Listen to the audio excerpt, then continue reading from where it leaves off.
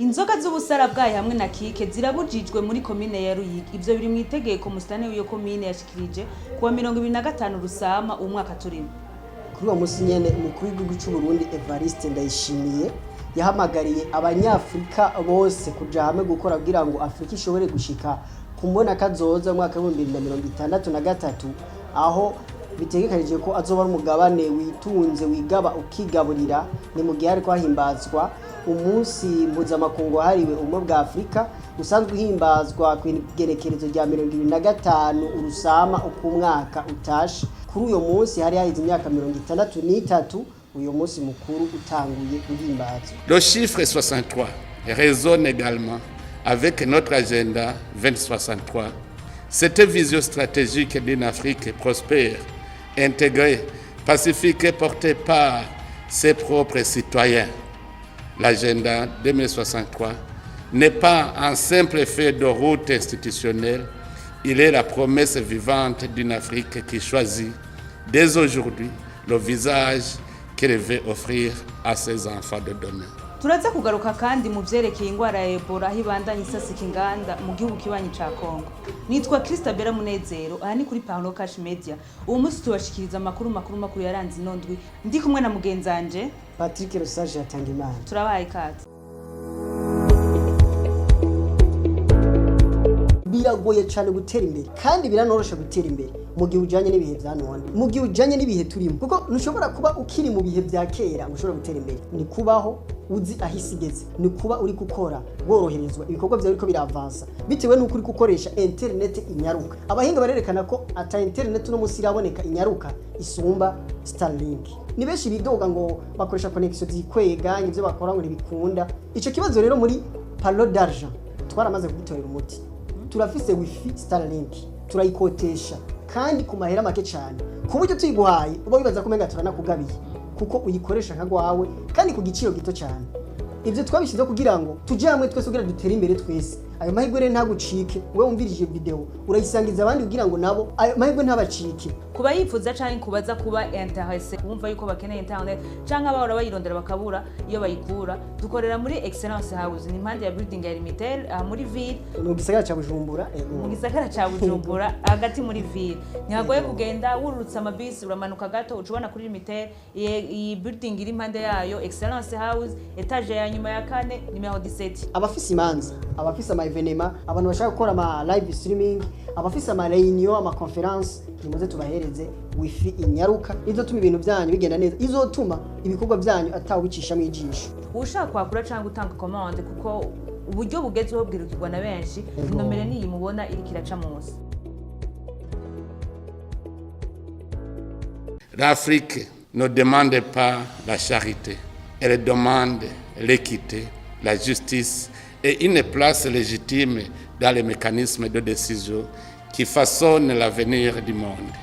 Mu gihe hariko harahimbazwa imyaka 63 iheze ubumwe bwa Afrika bubayeho, umukuru w'igihugu cy'u Burundi Evariste Ndayishimiye ari nawe asanzwe aramutswa uno munsi umuryango umwe bwa Afrika yahamagariye ibihugu bya Afrika, ahamagarira abanyafrika bose kuja hamwe gukora kugira ngo Afrika ishobore gushika kumbona kazoza y'ibihumbi 2063 aho Afrika izoba ari umugabane utunze wifashe utembere. Vyinshi mu byavuge mu ivyo birori na mugenzi wacu Isabukuru. Itariki 25 uko umwaka utashe harahimbazwa umusi mukuru wagenewe Afrika. Muri kuno kwezi rero itariki 25 iryo genekerezo ryageze mu gihe umuryango umwe bwa Afrika utwarirwa mu Burundi na Nyenicubahiro umukuru w'igihugu cy'u Burundi Evariste Ndayishimiye. Yahamagariye muri rusange abanyafrika gukorera ku mugozi umwe, gukorera kandi iterambere rya Afrika kugira ngo Afrika hazogera igihe yigenga kandi igira ijambo. Ni mu gihe asaba kandi akanama ka ONU ko kosubirwamo mu gihe mu bihugu bitanu bifata ingingo muri iyo nama ya ONU atagihugu cyo muri Afrika kirimo. Asaba rero ko vyosubirwamo kugira ngo Afrika iserukirwe narijya ayo mategeko arabisi yose kandi na Afrika irimo. Arasaba kandi abanyafrika muri rusangi ko bokora cyane kugira ngo bazoshike kumbona kazoza Afrika yihaye yo gushika mu 2063 aho umuryango w'umwe bwa Afrika uzobukwije imyaka ijana. Notre continent affirme progressivement sa place sur la scène internationale avec davantage de confiance et de responsabilité. L'adhésion de l'Afrique au G20 constitue d'ailleurs une reconnaissance historique de l'importance croissante de notre continent dans la gouvernance mondiale. Elle traduit aussi la légitimité des aspirations africaines à une gouvernance internationale plus inclusive, notamment à travers une réforme du Conseil de sécurité des Nations Unies qui corrige l'injustice historique faite à notre continent et garantisse à l'Afrique une représentation juste, permanente et conforme à son poids démographique, politique et stratégique. Cette avancée n'est pas une fin en soi. Elle doit nous permettre de porter plus fortement les aspirations de nos peuples, de défendre nos priorités de développement et d'exiger un ordre mondial plus équitable et plus représentatif. Elle doit également renforcer notre plaidoyer pour une réforme du système financier international afin que les économies africaines puissent accéder à des financements plus justes, plus accessibles et adaptés aux réalités de notre développement. L'Afrique ne demande pas la charité, elle demande l'équité, la justice et une place légitime dans les mécanismes de décision qui façonnent l'avenir du monde. Ikiza Ebola kibandanya gisasika inganda mu gihugu kibanyi ca Kongo aho abantu bagera ku gihumbi bamaze gufatwa aho nta wo kwijajara ari umurundi naho ata muntu numwe barerekana ko arafatwa kuko uruja n'uruza rubandanya kuri kwana. Ubushikiranganje bw'amagara y'abantu hano mu gihugu c'u Burundi bubandanya busaba abarundi kwiyubara kwirinda kuja ahantu hari amakoraniro cyane gukaraba iyo baramukanije n'umuntu kandi bakirinda gukoranako. Abajejwe amagara y'abantu bagiye baragira ico babivuzeko ido nido na Patrick Losaje atangima. Kizero nyangande cha Ebola casubiye kwerekeza muri Republika Iharanira Demokarasi ya Kongo mu gihe hari haheze igihe ico kiza kitakivugwa muri Afrika, ariko uno munsi casubiye caduka kubundi murindi kundi rugero kuko cadutse gitewe n'indi virusi bita bundibugyo. Mu ishirahamwe mpuzamakungu rigejwe amagara y'abantu ku isi OMS kuva gitanguye kwibonekeza abamenyesheje ko atarucanco ruraboneka rukinga iyo virusi ya bundibugyo.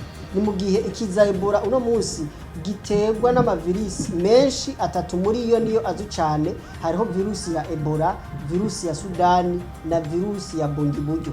Dr. Tedros Adhanom Ghebreyesus yamenyesheje ko isi ihangayikishijwe n'ico kiza ca Ebola kiriko kirarandagata novuga ku murindi ukomeye muri Republika Iharanira Demokarasi ya Kongo, kandi akemeza ko kiza caramaze no gushika mu gihugu c'u Buganda. Uno munsi ari mu rugendo muri Republika Iharanira Demokarasi ya Kongo aho bitegekanije ko azogera no mu karere ka Ituri aho ico kiza catanguye kwibonekeza. Tubutse kandi ko ikiza ca Ebola gushika no munsi kimaze guhitana muri Republika Iharanira Demokarasi ya Kongo abantu barenga amajana 250, nayo abagera ku gihumbi akaba ari bo bamaze gupimwa bagasanganwa uyo mugera wa bundibugyo utera Ebola.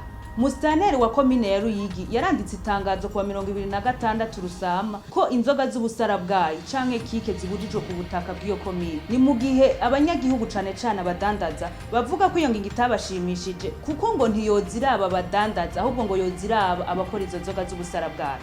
Ego inzoga za kike n'Ubusarabwayi zirabujijwe ku butaka bwa Komine Ruyigi mu ntara ya Buhumuza. Ivyo biri mu itangazo ryasohotse kuri wa 2025 Rusama mwaka 2026 ritewe ku mukono na Musitanteri wa Komine Ruyigi Diane Niyibitanga. Kubera yuko ibinyobwa bizwi ku mazina ya kike hamwe n'Ubusarabwayi biboneka cyane ko bibangamira amagara bene gihugu, Musitanteri wa Komine Ruyigi amenyesha ko kuvubu ivyo binyobwa bibujijwe. Musitanteri wa Ruyigi yatanze kiringo cyo gushika kwigenekezo rya 3 Ruheshi kugira ivyo binyobwa bibe vyakuwe mu bunywero bwose bwo mu komine.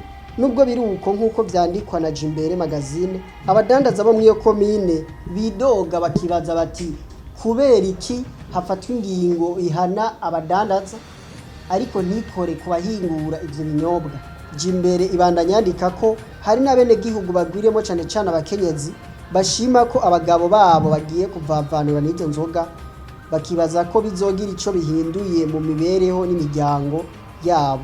kijanye n'abazobihanirwa bamwe mu bene gihugu batoyi basaba ko hohanwa nyabuna bene amahinguriro canke bakaba aribo bategekwa kutongera guhingura ivyo binyobwa maze abadandaza bato bato bakajana imitahe yabo mu bindi. Muri indwi nyene turiko turarangiza neza na neza ku itariki ya 27 Rusama hari ku munsi wa gatatu mu Burundi no kw'isi yose harahimbajwe umusi mukuru udasanzwe ku bari mu idini rya Islam w'intama. Umukuru w'igihugu c'u Burundi Evariste Ndayishimiye yarifadikanije n'abarundi bari mu iryo dini rya Islam aho yabakeje agashima intambwe abayisilamu bageze ko mu Burundi yo kwitabira ibikorwa vyo kwiteza imbere. Christabel. Kuri uwo munsi w'igenekerezo rya 27 Rusama umunsi abayisilamu bibuka umunsi w'intama, umukuru w'igihugu c'u Burundi Evariste Ndayishimiye yari yateye iteka ivyo birori vy'abari mu idini rya Islam. Yarabashimiye avuga ko batandukanye n'abamizirima ba kera, aho wasanga abamizirima ba kera bari ku marigara ariko ubu benshi babasanga ku kivi. Yavuze kandi ko abayisilamu bijukiye kwiga mbere barashika naho bizegwa mu mabanga y'igihugu. Avuga ko batigera babamaramaza berekana yuko bijukiye ingendo y'iterambere. Ngira ngaragaza umunezero ko abayisilamu bobo ntibakimeze nk'abayisilamu ba kera. Abayisilamu ba kera babasanga kwirigara gusa. Mugabo ubu vyarahindutse, ubu basaga ku kivi barakora. Kare wamenga abayisilamu ntibakwiye kwiga ngo bateze imbere igihugu. None ubu dufise abayisilamu bize n'ugwaruka rwanyu muriko muragwigisha. Bafise abaprofesere muri za kaminuza, murabona yuko niyo haje umuyisilamu akaba umushikiranganje ntatumara vyerekana ko abafise umutwe. Ikintu rero gikenewe nukumva yuko dutegerezwa gukora tugakorera n'igihugu cacu, kuko kugira tuveho twakoreye igihugu umwe wese agira ico akoze. Bijya mwavuze vy'ibibanza, bijya n'ivyo gusukurira abarundi, mubimenye neza si ku kazi. Niba baguhaye job baba bakugenye kuja gusukurira bene gihugu. Ko kare bavuga bati abafise amashure ni bangahe, none ubu murayafise. Hariho ibiraje shinga bikomeye kurusha ibindi, ibi vyuko mu ngo ingo zanyu imiryango yanyu ingene yubakwa. Mu gihugu kirimwe abantu b'Imana hariho ikintu kimwe tugenderako, ngo mu mibano yanyu mugende mwengengana. Ivyo wowe uri kurakora ntibitirimutse uwundi, kandi ubikore mu bugwaneza kwengengana. Iranditse mu gitabo cy'abakristu bati wewe n'ivyo ufata ubifata udashaka ko bitirimutsa uwundi. N'imigenzo yawe rero uyigire mu bugwaneza, uguma mu rukundo udatirimutsa abandi. Nico gituma rero mubona yuko Amuyisilamu barapfunga ngo nuko afise uwundi mugore kubera no kwengengana. Mugabo mu mico n'imigenzo y'abarundi murazi yuko iminsi yose barabuza guharika. None mweho mubigira mu bugwaneza. Ikigira kabiri nuko umwana ategerezwa kugira se. Abantu ba mbere tugwanya n'abantu bagenda bakarenga ibigo, hanyuma umwana akavuka atagira se kandi sariho. Umwana kwitwa imfuvyi afise se biramaramaje. Abayisilamu muvyaye umwana muramwemanga, nico gituma umwana wese ategereza kumenya se. Kuko mu Burundi umwana atorana kwa se ntatorana kwa nyina. Nico gituma ategereza kumenya se. Iyo rero bariko baravuga umwana, keshi burya tuba turiko turondera se ko ategereza kuja habona. Twese dutegereza kugira amahirwe amwe mu gihugu c'u Burundi, abantu bose barangana imbere y'amategeko. Nta uri inyuma, nta uri imbere. Inyuma y'imyaka 10 ari umushikiranganje w'indero, umukuru w'igihugu ca Uganda yongeye kwizera umutambukanyi wiwe kurongora ubwo bushikiranganje. Ni nyuma yaho umukuru w'igihugu atorewe kurongora ico gihugu ca Uganda kuri manda igirindwe. Mu nkuru zavugishije benshi muri indwi turiko turarangiza, na cyane mu karere k'ibiyaga binini, harimwo igenwa ry'umushikiranganje ajejwe indero n'inkino mu gihugu ca Uganda. Prezida Yoweri Kaguta Museveni yahaye ico kibanza umutambukanyi wiwe Janet Museveni w'imyaka 78. Ayo mabanga akaba asubiye kuyizegwamwo incuri igira kabiri kuko yarayarimwo kuva mu 2016. tubibutse ko mu mwaka wa 2009 Jeannette Museveni yari yagenywe nk'umushikiranganje w'imigenderanire mu karere k'Ikaramoja imbere yuko aba uwo mushikiranganje w'indino n'indero mu 2006 naho yari umushinga mateka mu byamuranze mu bijanye n'indero yarafashije ugwaruka ku bibazo bijanye n'irondoka rya n'amagara meza harimo no kugwanya imbanyi zitifujwe harimo no kugwanya igwirirana ry'umugera wa sida mu gwaruka. Muri Senegal Ousman Sonko yari yabogoje umwanga w'umushikiranganje wa mbere ku itariki ya 2026 Rusama aheruka gutogwa ngo arongore inama nshinga mateka. Inyuma yo kubogozwa na Prezida Diomaye Faye mu mabanga y'umushikiranganje wa mbere wa Senegal, umushinga mateka Ousman Sonko kuri uyu wa 2026 Rusama yatowe kurongora inama nshinga mateka y'ico gihugu inyuma y'akanya gato asubiye mu nama nshinga mateka. Ikibanza c'umukuru w'inama nshinga mateka cari kigaragara inyuma yaho uwayitwara El Malik Ndiaye asanzwe ari umuyoboke wa Sonko atangiye imihoho. Mw'ijambo ryiwe yashikirije agiheza gutorwa kuri 2026 Rusama mwaka wa 2026 Ousman Sonko yagize ati abanyagihugu nibo nkomoko y'ubutegetsi sinzokoresha ububasha bw'inama nshinga mateka mu kujuragiza inzego. Inama nshinga mateka izogenzura ibikorwa vya leta itora amategeko iharanire ikoreshwa ku mugaragaro ry'ubutunzi bw'igihugu. PASTEF qui est la formation politique à la fois majoritaire dans l'opposition et au pouvoir reste ouvert à une discussion responsable qui met de côté les égos pour trouver les voies et moyens d'une gouvernance apaisée. Aya yari amakuru makuru yargiye araranga inondwi aha ni kuri Palo Cash Media. Tuwibutse kubandanya mudushigikira mugire sabone musharinge kandi mudukomantire. Yari jewe Christabera Munezero nari kumwe na mugenzanje Patrick Lesage Atangimana. Nawe utaha ciao ciao. Biragoye cyane gutera imbere kandi biranorosha gutera imbere mu gihe ujanye n'ibihe bya none, mu gihe ujanye n'ibihe turimo, kuko ntushobora kuba ukiri mu bihe bya kera ngo ushobora gutera imbere. Ni kubaho uzi ahisigeze, ni kuba uri gukora woroherezwa ibikorwa byawe ariko biravansa bitewe n'uko uri gukoresha internet inyaruka. Abahinga barerekana ko ata internet no musi iraboneka inyaruka isumba Starlink. Ni benshi bidoga ngo bakoresha connection zikwega ivyo bakora ngo ntibikunda. Ico kibazo rero muri Palo d'argent twaramaze kugitorera umuti. Turafise wifi Starlink turayikotesha kandi ku mahera make cyane ku buryo tuyiguhaye uba wibaza ko menga turanakugabiye kuko uyikoresha nka gwawe kandi ku giciro gito cyane.